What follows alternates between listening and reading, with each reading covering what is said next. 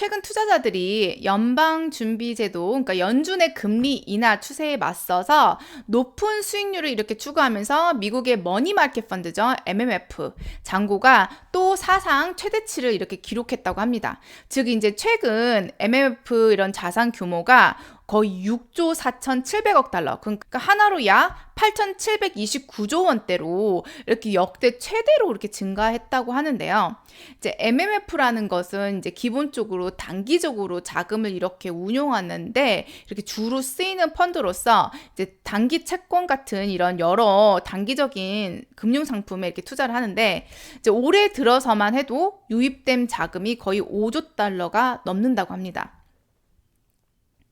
그러니까 연준이 이제 9월에 기준 금리를 0.5%포인트 인하했지만 이제 MMF에서는 이런 새 자금이 그래도 계속적으로 유입되고 있는데 이제 MMF는 일반적으로 은행 예금보다 이제 연준의 금리 인하에 늦게 이렇게 영향을 받기 때문에 일반적으로 MMF는 연준의 금리 인하 사이클이 이렇게 좀 더 진행되어서 이제 국채 곡선이 이렇게 좀 더 정상화되고 안정될 때 까지는 자금 유출이 이렇게 좀 발생하지 않는다고 합니다.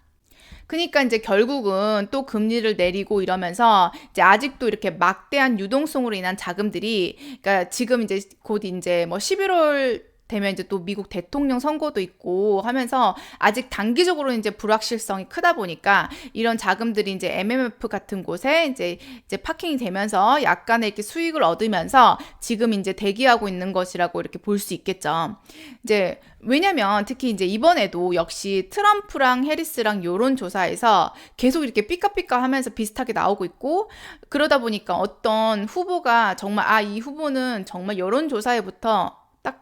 확 치고 올라가서 이 사람이 대통령 딱 되겠다 이런 확신이 있으면 좀 더 투자 기관들이나 투자한 사람들도 좀 더 돈을 좀 더 그에 맞춰서 조금 더 안전한 곳이든 아니면 투자할 곳에 파킹을 할 수 있는데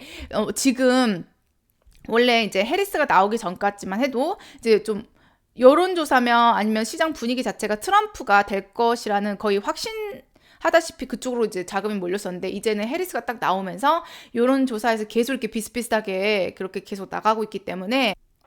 거기다가 이제 경제 지표들도 이제 불안정하고 이러니까 이제 큰 자금들이 일단 현금으로 이제 MMF 같은 곳에 이제 파킹을 해놓고 이렇게 있는 것으로 보입니다.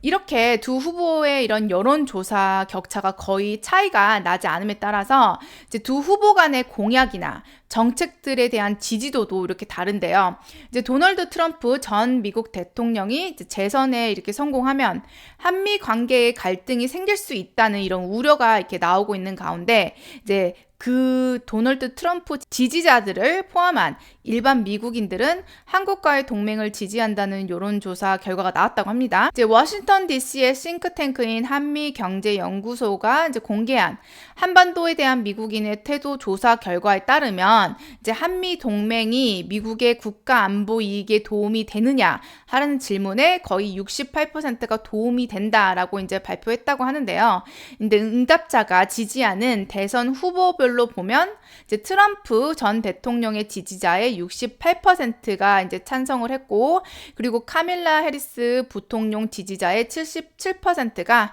한미 동맹이 이제 국가 안보 이익에 도움이 된다 이렇게 답했다고 합니다. 그래서 이제 주한 미군에 대해서는 현재 규모를 유지해야 된다가 55%, 축소해야 된다가 13%, 확대해야 된다가 이제 9%, 철수해야 된다가 이런 뭐 4% 등의 의견이 나왔었는데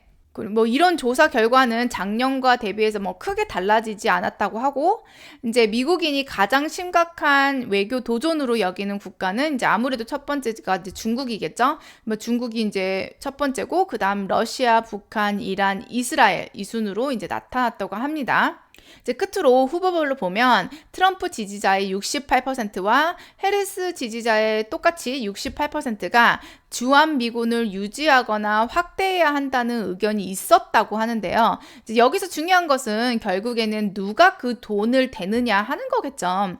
당연히 이제 트럼프가 되면 주한 미군 이제 철수 안 할 테니까 그 대신 너희들이 돈을 내라. 더 이상 이제 미국이 더 이상은 돈을 대주지 않는다고 할 것이고, 이제 해리스가 된다고 하더라도 현재 미국의 이런 빚더미 재정 상태를 봤을 때는 결국에는 이제 미국이 더 이상 주한 미군에 이제 돈을 대지 않겠다라고 이제 할 가망성이 굉장히 높겠죠. 누가 됐든지 간에 어쨌든. 이제 그러면 이제 한국 입장에서는 이제 그냥 주한미군 이렇게 뭐 철수시키고 우리가 핵무기를 가질 수 있게 해달라 뭐 이렇게 요구를 할 수 있는 상황도 나올 수 있는 거죠. 저는 개인적으로 생각했을 때 장기적으로 이제 한국이 핵무기를 가지고 있는 것이 굉장히 좋다고 이렇게 생각을 하는데요. 이제 이미 한국 같은 경우는 핵무기 기술로서만 봐도 세계 이제 5위 안에 드는 굉장한 높은 기술력을 가지고 있기 때문에 정말 저는 개인적으로 한국이란 나라가 굉장히 좀 자랑스러운 게 인구도 이렇게 작고 땅덩어리도 작고 이렇게 지하 자원도 정말 거의 없는 나라지만 이렇게 세계의 이런 제조 강국 중 하나로 여전히 꼽히고 있고 또 다양한 분야에서 이런 기술력이 탑인 분야가 굉장히 솔직히 많잖아요. 그래서 이제 물론 중국이 이제 스파이짓들을 이제 하도 전 세계적으로 많이 해가지고 이제 기술을 이제 빼돌리고 뭐 우리나라에서도 굉장히 많이 빼돌려서 막 중간에 잡히고 미국에서도 막 미국 그 공항 이렇게 보안대에서 걸려가지고 막 칩을 빼돌리려고 막 입안에 넣어가지고 갔다가 그거 막 보안 요원한테 이렇게 검색당해가지고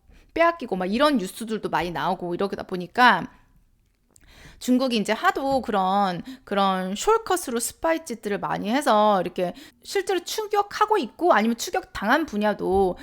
많이 있지만 어쨌든 이제 핵무기 보유 국가가 되면 대외적으로 이제 단점보다는 좀 더 장점이 더 많을 것으로 이렇게 보입니다.